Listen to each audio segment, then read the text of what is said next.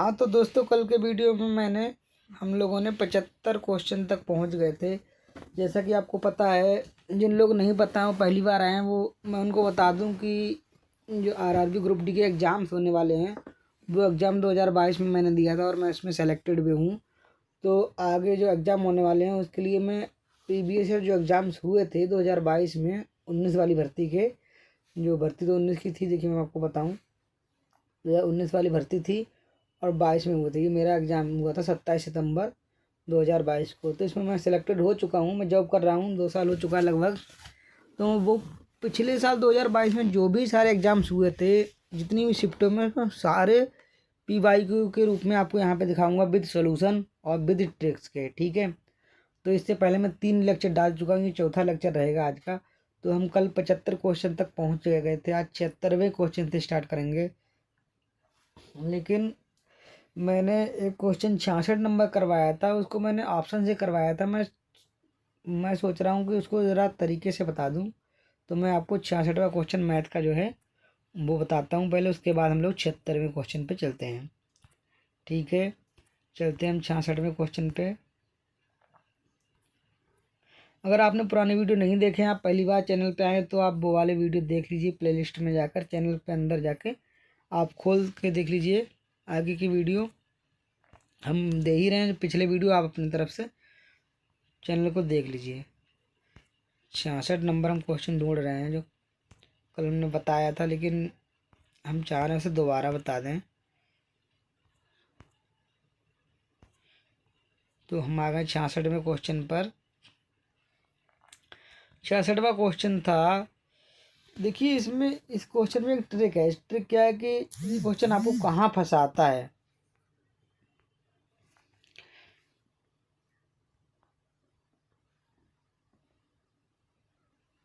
देखिए ये क्वेश्चन असल में कठिन नहीं है, लेकिन ये फंसाता कहाँ पे मैं आपको बता दूं। ये क्वेश्चन फंसाता है हम लोग को। जैसे यहाँ पे दे दिया शालिनी की उम्र, यहाँ पे शालिनी की उम्र दे दी। मान लीजिए देखा है कि शालिनी की आयु उसके 2 पुत्रों की आयु के योग की 4 गुनी।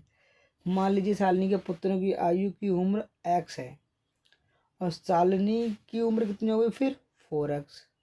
उसने यही तो कहा है, योग की दोनों पुत्रों की आयु का योग कितना x, उसकी 4 गुना यानी शालिनी का 4x। अब से 6 वर्ष बाद, तो हम लोग 6 वर्ष के बाद पढ़ते तो हैं नहीं, गलती कहाँ करते हैं हम, इसमें तो 6 वर्ष जोड़ देते हैं। मान लीजिए 6 वर्ष बाद इसकी उम्र कितनी हो जाएगी, 4x+6। और हम क्या करते हैं, इसमें भी 6 वर्ष के बाद इसमें हम क्या करते हैं, x+6। लेकिन x+6 हमको नहीं करना, क्योंकि 2 पुत्र हैं, तो 6 और 6 यानी 12, यानी x+12 लिखेंगे हम, x+12। अब इसे सॉल्व करेंगे हम। अब क्या कह रहा है, आपसे 6 वर्ष बाद शालिनी की आयु अपने पुत्रों की आयु के योग की 2 गुनी। अब इनका जो योग हुआ, और ये 2 गुनी है, यानी इसमें अगर हम 2 से गुणा कर दें तो ये दोनों आपस में बराबर हो जाएंगे, यानी 4x+6 बराबर होगा x+12 × 2। जब यहाँ से आप सॉल्व करेंगे तब आपको x की वैल्यू यहाँ पे मिलेगी 9, यानी शालिनी के पुत्र की आयु का योग मिलेगा यहाँ पे 9 वर्ष, ठीक है। वही हमने माना x। तब यहाँ पे साल वर्तमान, ठीक है, वर्तमान। और तो वर्तमान आयु शालिनी की हम यहाँ से निकालेंगे 9 गुणा x से, x 9 रखेंगे और 4 यही, तो 36 वर्ष। तो यहाँ से ऑप्शन हमारा 36 आ जाएगा, यही वाला ऑप्शन, ठीक है। तो ये वाला क्वेश्चन आपको समझ में आ गया होगा। यहाँ पे हम गलती कर सकते तो हमने बता दिया, ये वाला मैंने क्वेश्चन आपको करा ही दिया था। हम 76वें क्वेश्चन पे चलते हैं। पिछले क्वेश्चन आपने नहीं देखे तो वीडियो में जाकर देख लीजिए, ये वाला क्वेश्चन भी मैंने कराया था 73वां। हम 76 क्वेश्चन पे आ गए। 76वां क्वेश्चन क्या है, x गुणसूत्रों वाले शुक्राणुओं और y गुणसूत्रों वाले शुक्राणुओं के बीच कोई दृश्य भिन्नता होती है। हाँ, x युक्त गुणसूत्र युक्त शुक्राणु बड़े होते हैं, यानी x जो शुक्राणु होते हैं वो बड़े होते हैं और y छोटे होते हैं। इसका देखिए दूसरा ऑप्शन मैंने लगाया था, तो मेरा ये गलत हो गया था। आप याद रखिए, आप गलती नहीं कीजिए, लेकिन मेरा सिलेक्शन हो गया है क्योंकि मैंने कई क्वेश्चन ठीक भी किए, कम गलत किए हैं। अब देखिए, थोड़ा मैं जूम कर देता हूँ। कोशिकीय श्वसन का पहला चरण, जिसमें 6 कार्बन अणु वाले ग्लूकोज का 3 कार्बन अणु वाले पाइरूवेट में विघटन होता है, इस कोशिकांग में घटित होता है। इस कोशिकांग में क्या घटित होता है? कोशिका द्रव्य। ये साइंस का क्वेश्चन है, आप पढ़ेंगे, याद करेंगे तभी आपको याद रहेगा, इसमें कुछ बताया नहीं जा सकता। देखिए मैंने दूसरा ही ऑप्शन चुना था, मुझे पता था। ठीक है, क्वेश्चन नंबर 78। देखिए ये बढ़िया क्वेश्चन है और इस तरह क्वेश्चन आते भी हैं। देखिए 20%, 30%, 20% और 10% 3 क्रमिक छूटों के समतुल्य एकल छूट, ये भट्टा वाला प्रश्न है। यानी किसी ने कहा कि मैं पहले 30% छूट दे दूंगा, उसके बाद बच्चे 20% छूट दे दूंगा, उसके बाद 10% और दे दूंगा। तो अगर इसको इकट्ठा देना चाहें तो कितनी दे सकता है, ये हमको बताना है। तो हम कैसे निकालेंगे? 100 माइनस 100 इंटू 30% छूट दे रहा तो क्या बचा? 70। फिर कितनी छूट दे रहा? 20%, तो कितना बचा? 80। फिर कितनी छूट दे रहा? 10%, तो कितना बचा? 90। अब इनके सबके बटे में 100 भी आएगा, बटे में 100। अब 100 से ये वाला 100 कट गया, 1 2 3 जीरो से ये वाले इस कट जाएंगे, एक 90 वाला जीरो, सॉरी, एक 90 वाला जीरो कट जाएगा, 80 वाला कट जाएगा और एक 70 वाला। ठीक है, बच्चेगा एक जीरो नीचे, यहाँ बच्चेगा 100 माइनस 8, 7 और 9 की आप गुणा करेंगे तो आएगा, तो हमारा मल्टीप्लाई में कह रहा है 8 गुणा 7 गुणा 9 बट्टे में 10 बच रहा था 100 माइनस, तो जब इनकी मल्टीप्लाई करेंगे तो यहाँ पे आएगा 50.4। अब जब 100 में से 50.4 घटाएंगे तो क्या बचेगा? 49.6। ठीक है, ये वाला ऑप्शन इसका सही। कभी कभी हम गलती क्या करते हैं, यहाँ पे 100 नहीं लिखते हैं, तो यहाँ पे इनकी जो मल्टीप्लाई करेंगे ना 50.4, सीधे ऑप्शन में भी 50.4 दे रखी है तो हम इसी को मार देते हैं। ऐसा नहीं करना, 100 में से घटाना जरूर है आपको, ये वाला यहाँ पे मिस्टेक नहीं करना है, तभी आपका ऑप्शन मैच करेगा। ठीक है,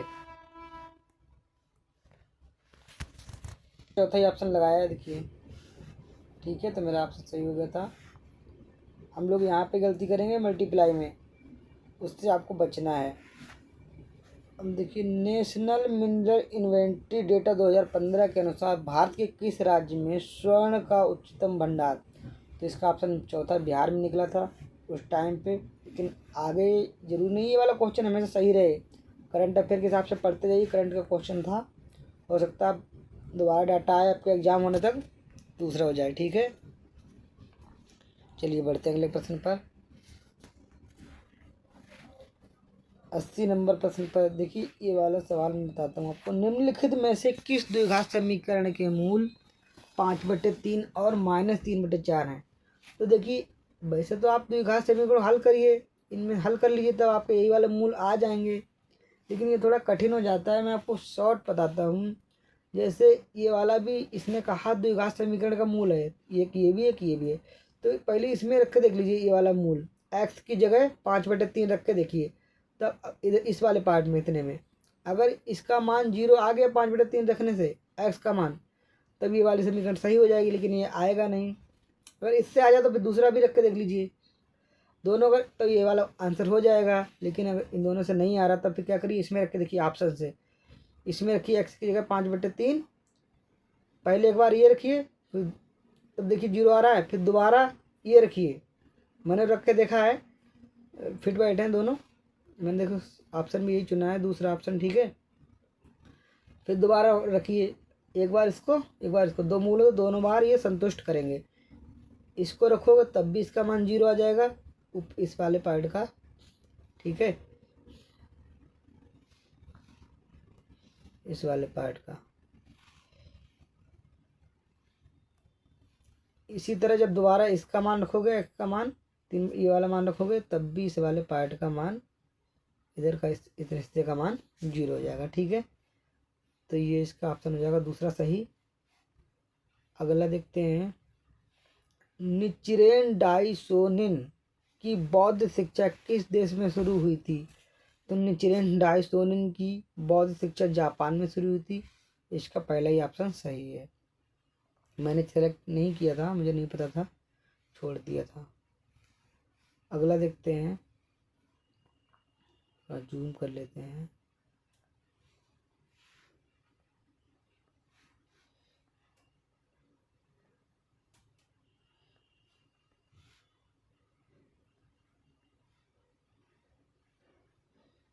छह दोस्तों, अब देखिए 6 दोस्त हैं, इनमें 6 दोस्तों ABCDEF में से प्रत्येक की लंबाई अलग अलग है।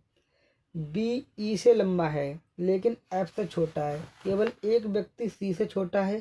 केवल 3 व्यक्ति ए से लंबे हैं। ई सबसे छोटा नहीं है। सभी दोस्तों में सबसे लंबा कौन है? कि इसका ऑप्शन पहला है, लेकिन मैं इसे सॉल्व करता हूँ। 6 मित्र हैं, प्रत्येक की लंबाई अलग अलग है, ठीक है। बी ई से लंबा है, यानी बी लंबा है ई से, लेकिन एफ से छोटा है।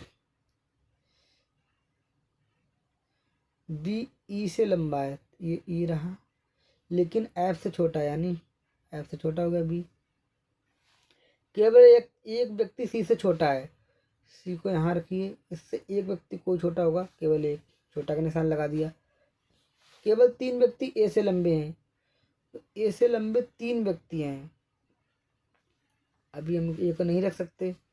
सभी दोस्तों में सबसे छोटा कौन, सबसे लंबा कौन, ये निकालना है। बी ई से लंबा है, बी ई से लंबा है लेकिन एफ से छोटा है।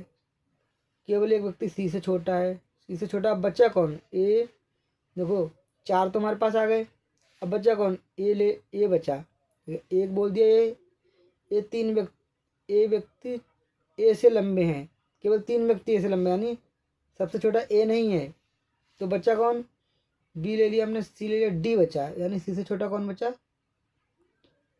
डी। तो यहाँ पे कौन बचा? अब केवल 3 व्यक्ति ऐसे लंबे हैं, तो 1 2 3 हो गए, 1 2 3, यानी यहाँ पे आ जाएगा ए।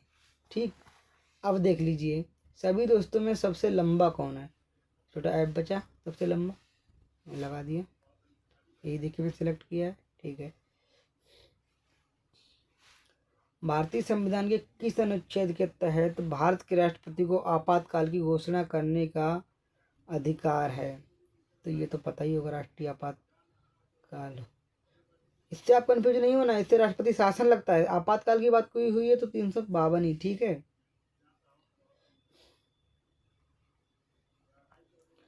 अगला 84 नंबर, आसान है। यदि किसी संख्या का 1/3 उस संख्या से 6 अधिक है तो वह संख्या ज्ञात कीजिए। मान लीजिए वो संख्या x है, क्या करें? इसका 1/3, इसका 1/3 उस संख्या से 6 अधिक है। संख्या कौन सी मानने? माना x का 1/3, ये कितना है? 6 अधिक है, ये 6 अधिक है, तो इसमें से अगर यानी संख्या में से 6 घटा दिया जाए तो इसके 1/3 के बराबर हो जाएगा ना। किस संख्या का 1/3, संख्या माने क्या माना? x का 1/3 उस संख्या से 6 अधिक। संख्या कौन सी? ये, इससे ये वाला 6 अधिक है, तो इसमें से 6 घटा देंगे तो अब ये दोनों बराबर का निशान लग जाएगा। अब इन्हें आप हल कर लीजिए तो x का मान -9 आ जाएगा, ठीक है। अगला देखते हैं। गंगा नदी के बारे में कौन सा कथन सत्य है? इसका देखिए पढ़ लीजिए। गंगा का उद्गम गौमुख के निकट गंगोत्री हिमनद से होता है, यहाँ से भागीरथी के नाम से जाना जाता है, तो पहला सही है। देवप्रयाग में भागीरथी अलकनंदा से मिलती है, जिसके बाद इसे गंगा के रूप में जाना जाता है, तो दूसरा भी सही है। अलकनंदा का स्रोत केदारनाथ के ऊपर सतोपथ हिमनद से है, तो ये वाला गलत है। गंगा हरिद्वार में मैदानी क्षेत्र में प्रवेश करती है, तो चौथा, यानी इसका तीसरा ऑप्शन सही है। मैंने भी देखिए तीसरा ऑप्शन नहीं लगाया था, मेरा गलत हो गया। अगला देखते हैं। देखिए इससे क्या पता चलता है कि अगर आपके कुछ क्वेश्चन गलत भी होते हैं तो आप अपना धैर्य नहीं खोइए कि भी कहीं गलत मारते चले जा रहे हैं। छूट जाए छोड़ दीजिए, लेकिन कोशिश करिए कम से कम गलत रहें। यदि क्लिपबोर्ड शब्द के, इस पे चलते हैं हम क्वेश्चन नंबर 86 पे। यदि क्लिपबोर्ड शब्द के प्रत्येक स्वर को अंग्रेजी वर्णमाला में उसके ठीक बाद वाले अक्षर से और प्रत्येक व्यंजन को अंग्रेजी वर्णमाला में उसके ठीक पहले वाले अक्षर से बदल दिया जाए तो इस प्रकार बने अक्षर समूह में कितने स्वर होंगे? अब ध्यान से पढ़िए। स्वर को अंग्रेजी वर्णमाला में उसके ठीक बाद वाले, देखिए स्वर कौन से होते हैं? ए ई आई ओ यू। इसमें कितने स्वर हैं? एक ओ है, एक आई है और एक ई ए है, यानी 3 स्वर हैं। स्वर को क्या करना है?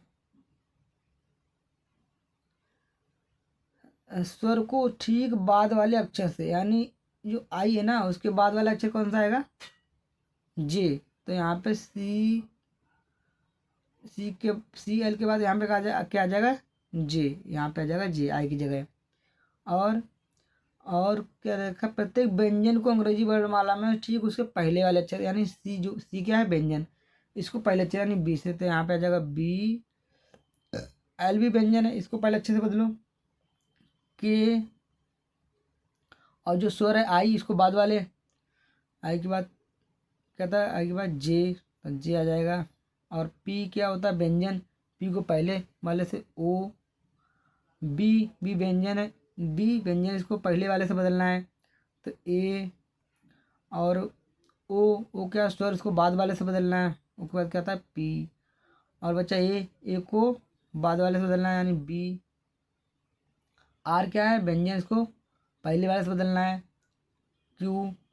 आर से पहले क्यू आता है। और डी भी व्यंजन, पहले से क्या आ जाएगा? सी। बदल दिया जाए, अब ये अक्षर बन गया। तो इस प्रकार बने अक्षर समूह में कितने स्वर होंगे? आप स्वर गिन लीजिए, 1 स्वर, 2 स्वर और लास्ट में क्या आना था? 2, यानी। तो देखिए इसका 2 स्वर बैठे, तो इसका चौथा ऑप्शन सही है। मेरा देखिए चौथा ऑप्शन लगाया है, ठीक है। अगले सवाल पे बढ़ते हैं। अगला सवाल है 87। 12, 15, 16, 17, 23 और 19 का औसत ज्ञात कीजिए। आप औसत निकालना जानते ही होंगे, नहीं जानते तो मैं बता देता हूँ। इन सारी संख्याओं को जोड़ लीजिए, 12, 15, 16, 17, 23 और 19 को कैसे जोड़ना है? सब में 10-10 निकाल लीजिए पहले। 10-10, 20, 30, 40, 40 और 20 यहाँ से 60, 10, 70, 70 और 80, 7 और 3 गुना 80 और 5 6 11, 80 से 90 हो जाएगा। और ये 100 और 2, ये 102, इनको जोड़ोगे तो कितना बनेगा? 102। टोटल संख्या कितनी है? 1 2 3 4 5 6, 6 से डिवाइड कर दो, कितना आ जाएगा? 17। यानी हम औसत कैसे निकालते हैं? सारी संख्याओं को जोड़ लेते हैं, जितनी संख्या है, फिर जितनी आई संख्याओं को जोड़ कितना है? 102। बाकी कितनी संख्या हमने जोड़ी थी? 6, तो 6 से भाग कर दिए, आ जाएगा औसत 17। ठीक है, ये औसत का सवाल था। अगला सवाल देखते हैं।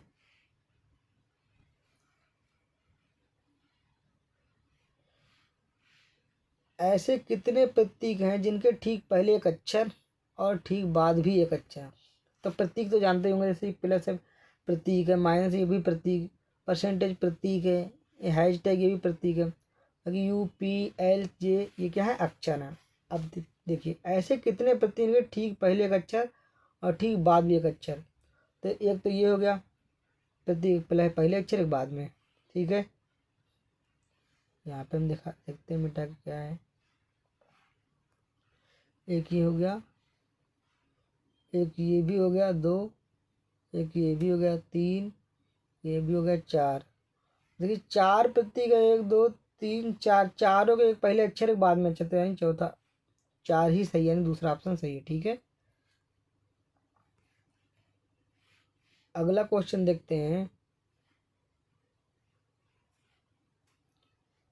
कार्बन यौगिक जो केवल एक बंध द्वारा जुड़े होते हैं के रूप में जाने। कार्बन यौगिक जो केवल एक बंध द्वारा जुड़े उन्हें क्या बोलते हैं? संतृप्त यौगिक। ठीक है, तो ये साइंस का क्वेश्चन आपको याद ही रखना पड़ेगा।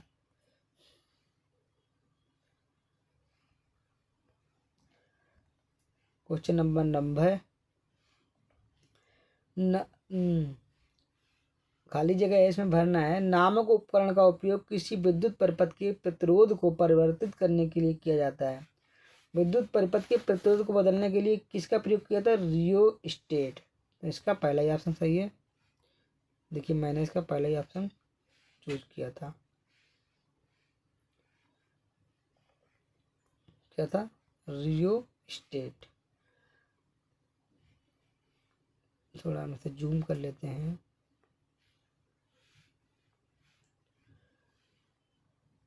एक पंक्ति में राहुल आगे से 16वां स्थान, मान लीजिए ये आगे है और ये इसका पीछे है, तो राहुल आगे से 16वां है, कौन है, राहुल, ठीक। और पीछे से चौथे रेखा, रेखा रेखा को हम लिख देते हैं आर के, पीछे से इधर इधर इधर से पीछे और इधर आगे, ये चौथे स्थान पर, यानी इधर कितने बचे, 3, और इधर कितने बचे, 15, 15 इधर बचे और 3 इधर बचे। अब क्या है, उनके बीच 5 व्यक्ति, इन दोनों के बीच में कितने, 5 है। तो पंक्ति में कितने व्यक्ति हैं, टोटल पंक्ति में व्यक्ति जोड़ने हैं। देखो कितना आसान है, टोटल यहाँ तक कितने हो गए, 16, 16 हो गए, यहाँ तक कितने हो गए, 4, इधर से 16 4 20, बीच में कितने, 5 में कितने हो गए, 25, यानी ऑप्शन नंबर बी सही हो जाएगा। ठीक है, 92 नंबर पे चलते हैं।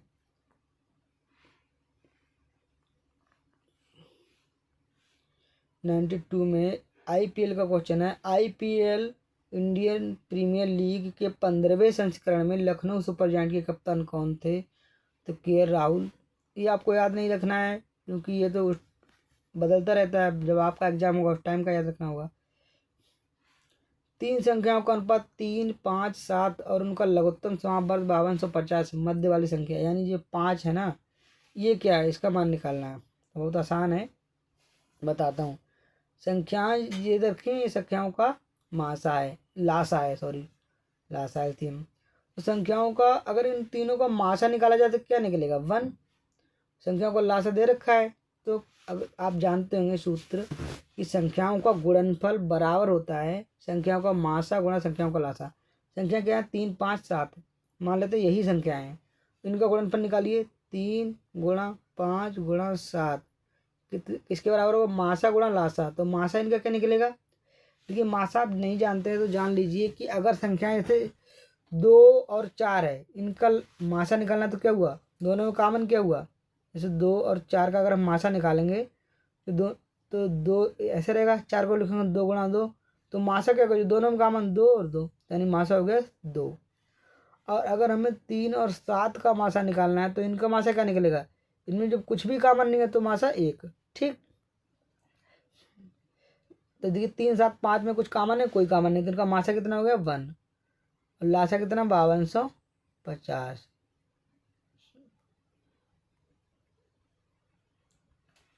1 गुणा 5250। कल तक आ जाएगा मेरा डिजिटल पेन, फिर से लिखा करूँगा, उंगली से ना थोड़ा बनता नहीं है। संख्याएं 3 गुणा 5 गुणा 7।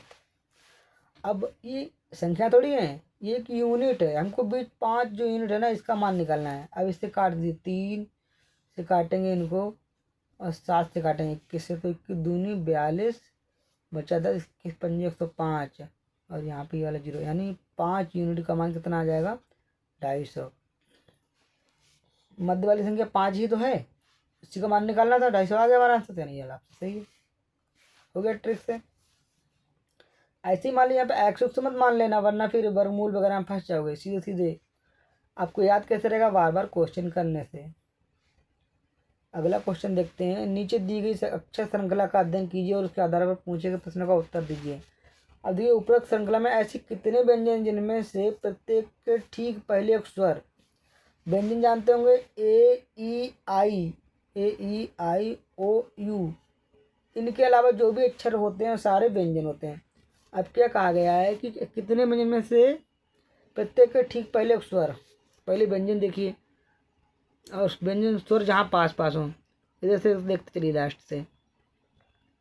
स्वर देखिए यहाँ पे है एक ए मिल गया कि ठीक पहले एक स्वर, तो व्यंजन देखिए क्यों हो गया, पहले एक स्वर क्या होगा, ए, तो एक ये बन गया।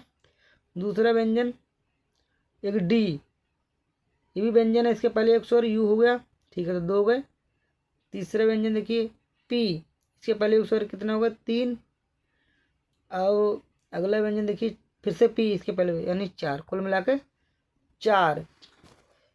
और ठीक बाद में भी एक स्वर है, सॉरी ये देखिए यहाँ पे हम गलती कर रहे थे, इसने कहा पहले भी एक स्वर हो बाद में भी एक स्वर हो, तो देखिए यहाँ पे व्यंजन तो है लेकिन इसके ये वाला व्यंजन है, इसके पहले एक स्वर है, लेकिन उसने कहा बाद में भी एक स्वर हो, तो यानी ये वाला नहीं बनेगा। अब देखिए यहाँ पे डी है, डी के पहले एक स्वर और बाद में भी एक स्वर, यानी ए वाला एक बन गया। अगला स्वर ढूंढिए, अगला व्यंजन ढूंढिए पी, यहाँ पे पहले भी स्वर एक बाद में भी स्वर, यानी ये दो जोड़ा बन गए, यानी ये वाला ऑप्शन सही हो जाएगा। तो आपको गलती नहीं करना है कि आधा पढ़ा ही नहीं थे, मैंने आगे पढ़ा ही नहीं था, बाद में भी एक स्वर ये पढ़ा नहीं, तो आपको पूरा पढ़ना है, आपको गलती नहीं करना है। मैंने एग्जाम में तो गलती नहीं की थी, मेरा एग्जाम में क्वेश्चन सही हो गया था। ठीक है, पूरा पढ़ना है, सीरियस हो गया। अब ये वाला क्वेश्चन नहीं होगा, समझ में नहीं आ रहा था, इसको तो मैं समझा देता हूँ कह क्या रहा है। उस विकल्प का चयन कीजिए जो इसमें मौजूद संख्याओं के बीच वही संबंध है जो निम्नलिखित समुच्चय के बीच है। अगर आपसे हो जाता है तो इसका आप मुझे सोल्यूशन भेज दीजिए। देखिए 289, 192 और 95, ये तीनों किस हिसाब से लिखी गई हैं, उसी हिसाब से ये नीचे लिखी गई 375, 278, 181, और उसी हिसाब से इनमें से कौन सी संख्या लिखी गई है। तो पहला ही ऑप्शन इसका सही था, मुझे नहीं पता था तो मैंने इसे छोड़ दिया, तो मैंने इस क्वेश्चन को छोड़ दिया। देखिए मैंने अटैम्प्ट ही नहीं किया, ना मुझे नेगेटिव मार्क मिले ना ही मुझे पॉजिटिव। ठीक है, अगला सवाल देखते हैं। ये सवाल ठीक है, 5 ओम के एक प्रतिरोध से 6 एम्पियर की धारा प्रवाहित होती है, तो इसके साथ श्रेणी क्रम में एक और प्रतिरोध लगा, जैसे यहाँ पे एक प्रतिरोध है, यहाँ से धारा निकल रही है आई, तो इसके साथ में एक और प्रतिरोध लगा, तो यहाँ से अगर 6 एम्पियर की धारा निकल रही तो यहाँ से भी 6 एम्पियर की ही तो धारा निकलेगी। वही हमको तर्क देना था, तो इसमें क्या कहा है कि 5 ओम के प्रतिरोध से 6 एम्पियर की धारा प्रवाहित होती है, तो इसके साथ श्रेणी क्रम में संयोजित 10 ओम के एक अन्य प्रतिरोध से प्रवाहित धारा हुई, तो जब दूसरा प्रतिरोध लगा तो उससे भी 10 ही निकलेगी, यानी ऑप्शन बी ठीक है। देखिए मैंने बी लगाया, ऑप्शन मेरा सही हो गया। अगला क्वेश्चन देखते हैं 97।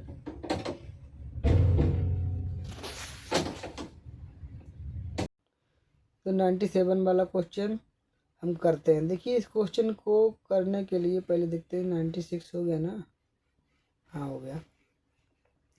97 क्वेश्चन करने के लिए क्या करना है, इसमें देखिए अप्रोक्सीमेट वैल्यू लेनी है आपको लगभग में।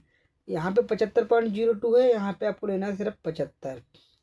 डिवाइड का निशान है, नीचे ले आइए। 16.89, इनको 17 ले लीजिए। गुणा का निशान है, गुणा 13.47 है, इसको आप 13 ही ले लीजिए, क्योंकि 0.5 से कम हो तो छोड़ दीजिए। प्लस 749 है, 0.98 तो 750 ले लीजिए। माइनस घटाना 79.9 यानी 80 घटा दीजिए सीधे सीधे, यहाँ पे कम किया है, यहाँ पे चलो बढ़ा लेते हैं, तो बचेगा कितना, 80 घटाएंगे 30 यानी 670, यहाँ 670 बचेगा।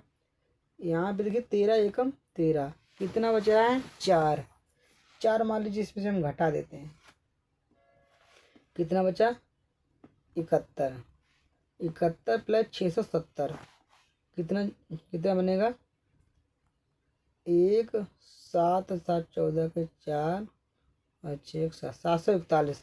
देखिए 741 के आसपास कोई ऑप्शन है इसमें, 727 ही है, इसके आसपास तो बाकी कोई ऑप्शन है नहीं। देखिए इसमें इसी तरह के आप मान निकलेंगे, आपको लगभग वैल्यू मानना पड़ेगा। ठीक है, मैंने यही माना था, मेरा ये ऑप्शन सही हो गया होगा। देखिए ठीक है, पहला ऑप्शन सही है।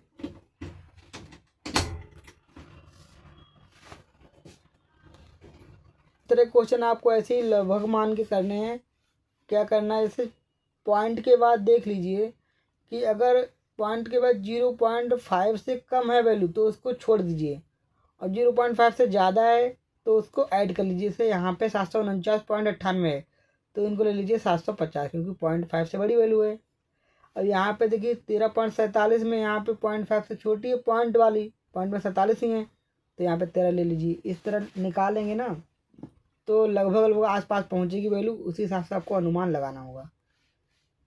तेलंगाना की, अगला क्वेश्चन देखते हैं 98। तेलंगाना की दूसरी राजभाषा कौन सी है, उर्दू। पहले ही ऑप्शन इसका सही है, मुझे नहीं पता था तो मैंने छोड़ दिया था। तो ये तकनीक आपको भी अपनाना है कि अगर कहीं क्वेश्चन हमसे नहीं हो रहा तो छोड़ दीजिए, ऐसा नहीं कि हो ही ना रहा गलत चल करके बैठ गए, ज़्यादा नेगेटिव दे जाएगा।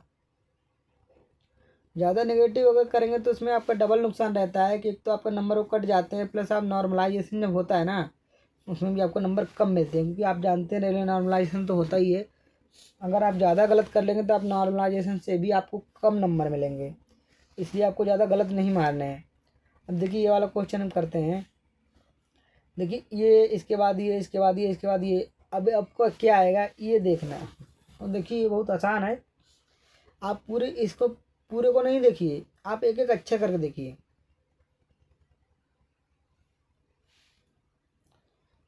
इसे मिटा देते हैं, फिर देखते हैं।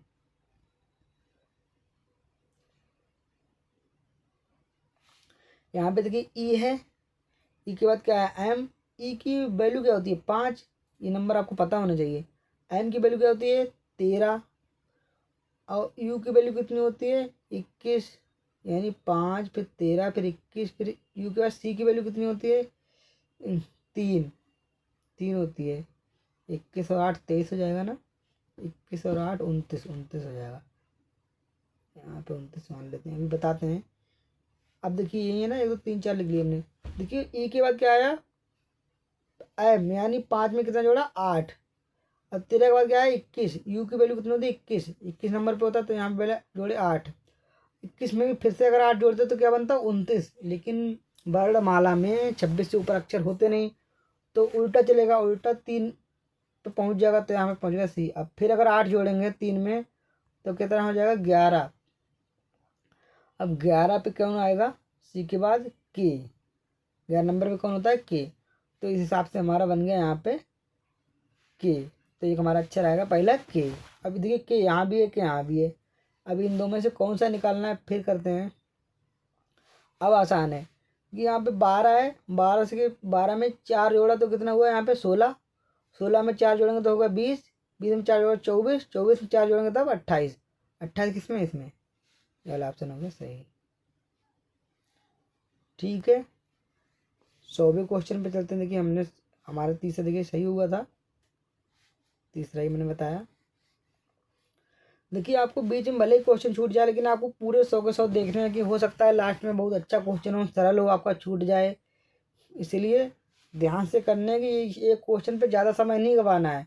छूटा तो छूट जाए, लेकिन पेपर आपको पूरा देखना है। क्या आपका बीच में कुछ ऐसे क्वेश्चन हैं जो आप आसानी से कर पाएँ। अभी 100 क्वेश्चन है 100वां।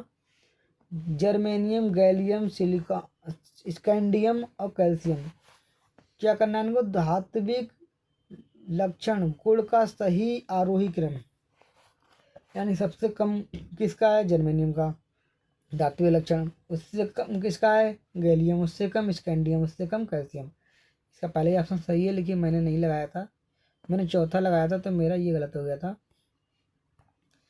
तो देखिए आज मैंने अपनी प्रीवियस ईयर आंसर की का पूरा कंप्लीट वीडियो बना लिया है। ठीक है 4 के 4 वीडियो बन गए हैं, 25 क्वेश्चन के मैंने 4 वीडियो बनाए थे। अगर आपने वीडियो नहीं देखे हैं तो इन वीडियो को देख लीजिए लिस्ट में जाके, और चैनल को सब्सक्राइब कर लीजिए। अब मैं अपने टेस्ट सीरीज के अलावा जितने भी 2022 में एग्ज़ाम हुए थे उन सारे क्वेश्चन को लाऊंगा, और शॉर्ट ट्रिक से कोशिश करूँगा सॉल्व कर रहे हैं आपके सामने, और ज़्यादा से ज़्यादा मैं अच्छी कोशिश करूँगा समझाने की।